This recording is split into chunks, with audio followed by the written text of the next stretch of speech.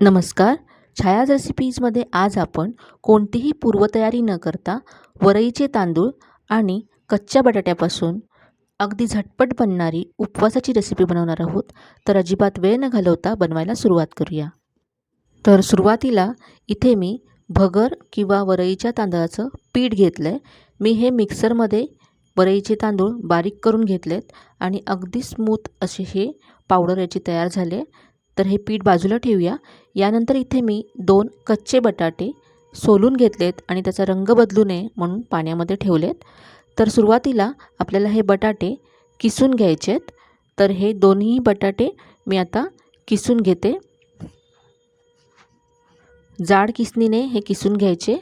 जाड किस याचा बनवून घ्यायचा. तर पहा इथे मी दोन्ही बटाटे किसून घेतलेत. आता हा बटाट्याचा किस धुवून घ्यायचा. हा किस व्यवस्थित धुतल्यानंतर पिळून याच्यातलं सगळं पाणी काढून टाकायचं. किस पूर्ण ड्राय व्हायला हवा. तर असं प्रेस करून यातलं सगळं पाणी मी काढून घेते.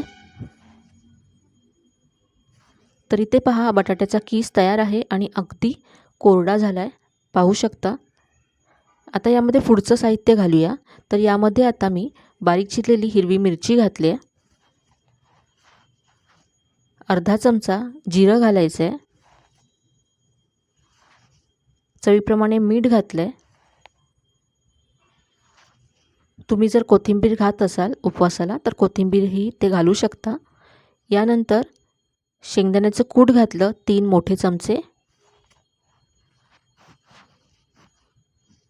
इथे 2 चमचे दही घातलंय. आता हे सगळं व्यवस्थित मिक्स करून घ्यायचं आहे.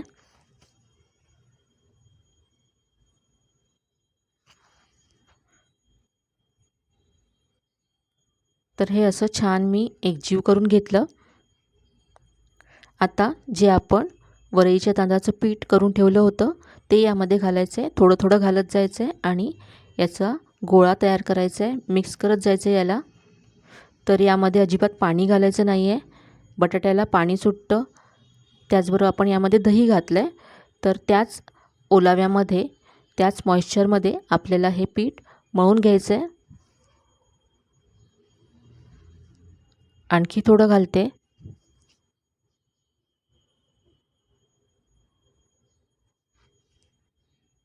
तर अजूनही हे ओलसर आहे. तर हे मी आणखी सगळं पीठ इथे 1 कप जे वरईचं पीठ होतं ते सगळं इथे मी घातलं आहे. तर याचा असा गोळा तयार झाला आहे.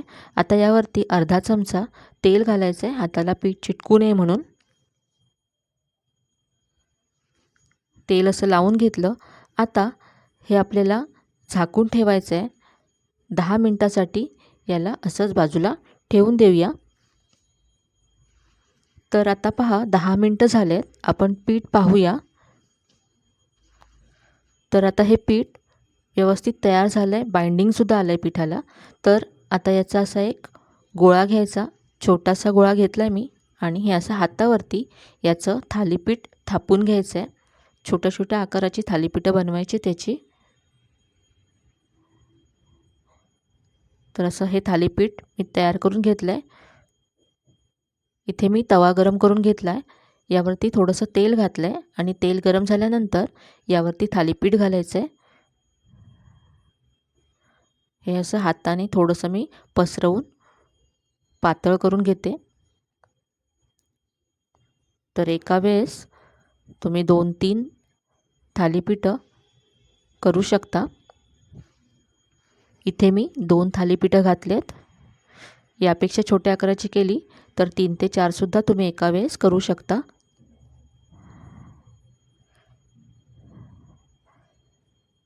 तर आता हे थालीपीठ आपण भाजून घेऊया. एका बाजूने खालच्या बाजूने भाजून झाल्यानंतर याला उलटून घ्यायचं आहे. तर पहा किती मस्त रंग आला आहे. छान गोल्डन ब्राऊन झालं आहे. तर दुसरं थालीपीठसुद्धा आपण उलटून घेऊया. आता दुसऱ्या बाजूने सुद्धा हे थालीपीठ खरपूस असं भाजून घेऊया. तर 2 ते 3 मिनटानंतर ह्याला मी उलटून घेतलं आणि पहा दुसऱ्या बाजूने सुद्धा हे थालीपीठ मस्त ब्राऊन झालं आहे. तर दोन्ही बाजूने हे असं मी खरपूस भाजून घेतलं आहे. तर अगदी कमी तेलामध्ये ही रेसिपी तयार होते आणि अगदी झटपट होते. यासाठी तुम्हाला बटाटा शिजवून ठेवायची गरज नाही किंवा कोणतीच पूर्वतयारी करायची गरज नाही आहे. अगदी तुम्ही झटपट ही रेसिपी उपवासासाठी बनवू शकता आणि चवीला तर हे खूपच मस्त लागतात. यामध्ये आपण बटाटा किसून घातला आहे तर त्याची चवसुद्धा खूप छान लागते यामध्ये. ही थालीपीठं तुम्ही दह्याबरोबर सर्व करू शकता. तर आजची ही अगदी झटपट होणारी आणि मस्त चवीची रेसिपी तुम्हाला नक्कीच आवडली असेल. रेसिपी जर आवडली असेल तर व्हिडिओला जास्तीत जास्त लाईक करा, शेअर करा. चॅनलवर जर नवीन असाल तर चॅनलला सबस्क्राईब करायला विसरू नका. तर मग पुन्हा भेटूया अशाच मस्त मस्त आणि नवीन नवीन रेसिपीजसह. तोपर्यंत धन्यवाद.